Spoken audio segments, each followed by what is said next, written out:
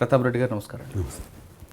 ప్రతాప్ రెడ్డి గారి పేరు గత 2 రోజుల నుంచి మీడియాలో బాగా వినిపిస్తుందండి. ఎందుకంటే భాను కిరణ్ కేసుతో బాగా మీరు వచ్చారు. అంటే భాను కిరణ్ కేసు కన్నా ముందు కూడా మీకు చాలా మీ వర్క్ ఉంది, కానీ ఇది సంచలనం అవడంతో భాను కిరణ్కి శిక్ష పడడం ఒకటి మీకు ప్లస్ అయింది. అంటే దీనికన్నా పెద్ద కేసులు మీకు చాలా కనిపిస్తున్నాయి. పోస్కో లాంటి కేసుల్లో చిన్నపిల్లల్ని అత్యంత దారుణంగా హత్య చేసిన, రేప్ చేసిన వాళ్ళందరూ జైలు పంపారు, మర్డర్ కేసులో వాళ్ళకి జైలు పంపారు. కానీ ఈ భాను కిరణ్ సంచలనం అవ్వడంతో మీకు మరింత దీన్ని బూస్టింగ్ వచ్చినట్టు అనిపిస్తుంది. కానీ ప్రతాప్ రెడ్డి గారు ఈ కేసులో ఎంతమంది ఇన్వాల్వ్ అయ్యారు, భాను కిరణ్తో పాటు ఎంతమంది ఇన్వాల్వ్ అయ్యారు, అసలు కేసు ఎలా జరిగింది, ఆ కేసు ఆర్గ్యుమెంట్స్ 2 సంవత్సరాలు దాదాపు 3 సంవత్సరాలు జరిగాయి, దాన్ని మొత్తం చెప్పే ముందు ఒకసారి మీ ఫ్యామిలీ బ్యాక్గ్రౌండ్ చెప్పండి. అంటే మా ఫాదర్ అగ్రికల్చర్, అంటే మా ఊరు మల్కాపూర్ విలేజ్, ఎల్లారెడ్డి మండల్, నిజామాబాద్ డిస్ట్రిక్ట్. మా పేరెంట్స్ ఊర్లోనే ఉంటుండ్రి. మా పేరెంట్స్కి మేము 3 సన్స్ అండ్ మాకు ఒక సిస్టర్ ఉంది. అయితే మా పెద్దన్న ఊర్లోనే ఉంటాడు, వ్యవసాయం చేస్తాడు. నేను 2వ అతన్ని, 3వ అతను అంటే అతను మార్గదర్శిలో ఈజ్ వర్కింగ్. అండ్ నేను 1989లో ఎల్ఎల్బి అయిపోయిన తర్వాత 27th ఏప్రిల్ 1989లో నేను ఎన్రోల్ చేయించాను బార్ కౌన్సిల్లో. దాని తర్వాత నేను ప్రాక్టీస్ స్టార్ట్ చేశాను. అంటే ఇనిషియల్గా ఐ వర్క్డ్ విత్ సీనియర్ ఏ సుధాకర్ రెడ్డి. అప్పుడు మేము సివిల్, క్రిమినల్ 2 ఉండే మా సీనియర్ దగ్గర. ఇక్కడ నిజామాబాద్లో చేశారు? ఇక్కడ హైదరాబాద్లో.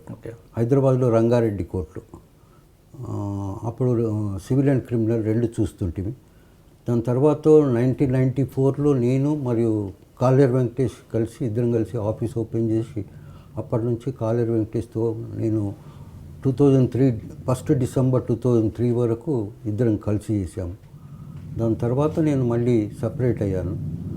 దాని తర్వాత మళ్ళీ 2014 29th అక్టోబర్ 2014 రోజు నేను పబ్లిక్ ప్రాసిక్యూటర్ అపాయింట్ అయిపోయాను. ఓకే.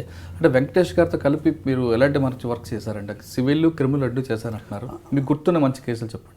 అంటే ఇనీషియల్గా సివిల్ అండ్ క్రిమినల్ 2 కూడా చేశాము. అప్పుడు అంటే బాగానే ప్రాక్టీస్ కూడా బాగానే ఉండే. అంటే ప్రాక్టీస్ బాగుంటుంది, కానీ జనరల్గా అడ్వకేట్స్ అనగానే 4 వెర్షన్ కనిపిస్తాయంటే, 1 సర్వీస్ మోటో, 2 కమర్షియల్, 3 క్రిమినల్గా చేస్తుంటారు. అంటే ఏది మీరు ఎంచుకున్నారండి? యాక్చువల్లీ సర్వీస్ మోటోగానే మేము ఎంచుకున్నాం. యాక్చువల్లీ అంటే మొదటి నుంచి కూడా తను పొలిటికల్గా ఎదుగుదామని, కొంచెం ఇన్వాల్వ్ అవుదామని చెప్పేసి అక్కడ మాకు లోకల్లో కేసెస్ వస్తుండే. యాక్చువల్లీ సర్వీస్ మోటోగానే మేము ఇనిషియల్లీ. అంటే సర్వీస్ మోటోలో మీరు చేసిన ఒక మంచి కేసు చెప్పండి, అంటే ఆ బాధితుడికి న్యాయం చేశానన్నది. అంటే యాక్చువల్లీ అంటే నేను పబ్లిక్ ప్రాసిక్యూటర్ అయిన తర్వాత, అంటే పబ్లిక్ ప్రాసిక్యూటర్ కాకముందు మీరు కాలేరు వెంకటేష్ గారితో వర్క్ చేసినప్పుడు, అదే సమయంలో హైదరాబాద్లో మన కేకే గారి ఇంటి కాల్పులు జరగడం, ఆ కేసులో వెంకటేష్ గారు చూసినట్టు గుర్తుంది. అంటే అప్పుడు యాక్చువల్లీ ఆ టైంలో నేను లేను, అప్పటికి వెళ్ళేసి వచ్చారు కాబట్టి నాకు అది పూర్తి వివరాలు ఏమి నాకు తెలియదు. తర్వాత మీరు పబ్లిక్ ప్రాసిక్యూటర్ అయ్యారు? తర్వాత పబ్లిక్ ప్రాసిక్యూటర్ అయ్యాను. అయిన తర్వాత లాస్ట్ ఇయర్ యాక్చువల్లీ ఒకటి case, sensational rape case and murder case ఉంది. ఇది బొల్లారం పిఎస్ది టాడీ షాప్కు పేరెంట్స్ చిన్న పాపను తీసుకొని పోతే, అక్కడ నుంచి ఆ టాడీ షాప్ నుంచి వేరే అతను ఆ చిన్న పాపను తీసుకొని పోయి రైల్వే ట్రాక్ దగ్గర ఆమెపై రేప్ చేసి హత్య చేస్తాడు.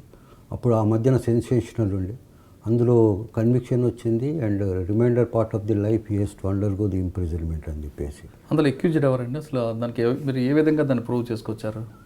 అంటే యాక్చువల్లీ వాళ్ళు ఫస్ట్ అల్వాల్ పిఎస్లో కంప్లైంట్ ఇచ్చారు. తర్వాత బాడీ మళ్ళీ ఇక్కడ బొల్లారం పిఎస్ లిమిట్స్లో బాడీ దొరికితే మళ్ళీ కేసు ట్రాన్స్ఫర్ బొల్లారంకి అవుతుంది. దాని తర్వాత వాళ్ళు సాక్ష్యాలను ప్రవేశపెట్టి మేము ఆ కేసు ప్రూవ్ చేయగలిగినాము in coordination with the police officials. Okay.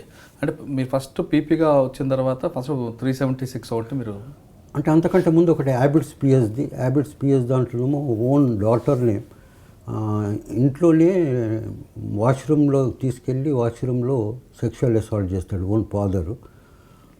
అది హ్యాబిట్స్ పిఎస్ కేసు. అందులో కూడా లైఫ్ ఇంప్రిజన్మెంట్, అంటే remainder part of the life. కానీ కన్న కూతురు మీద కన్న తండ్రి అత్యాచారం అనేది అసలు ఊహించడానికే భయంకరంగా ఎలా చేసి ఉంటారు.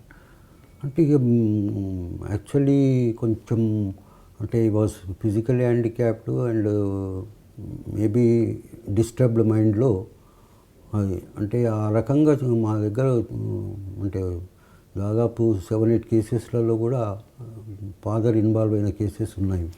అంటే 7-8 కేసుల్లో తండ్రి కన్న కూతురు మీద అత్యాచారం చేశాడంటే అతను మానసికంగా సరిగా లేకపోవడం వల్ల లేదా వాంటెళ్ళి భార్య మీద కోపం వేరే వాళ్ళ కోపం అని చేశాడండి? మానసికంగా అని కాదు, బట్ భార్య మీద అంటే డిస్టర్బ్ స్టేట్ ఆఫ్ మైండ్ లేకుంటే అంటే గొడవలు భార్యతో గొడవలు ఉండేసి మళ్ళీ ఈ పాప అంటే భార్య కోఆపరేట్ చేయకపోయేసరికి ఇక ఇతరుల మీద అత్యాచారం అంటే బలాత్కారం చేయడం జరుగుతుంది. మీరు చూస్తున్నారు ఐ డ్రీమ్ న్యూస్ని. మీరు చూస్తున్నది ఐ డ్రీమ్ న్యూస్. అంటే కళలని నిజం చేస్తూ ప్రజలకి నిజాలని కళల ద్వారా తీసుకొచ్చే ఐ డ్రీమ్కి మై బెస్ట్ విషెస్. మీరు చూస్తున్నది ఐ డ్రీమ్ న్యూస్.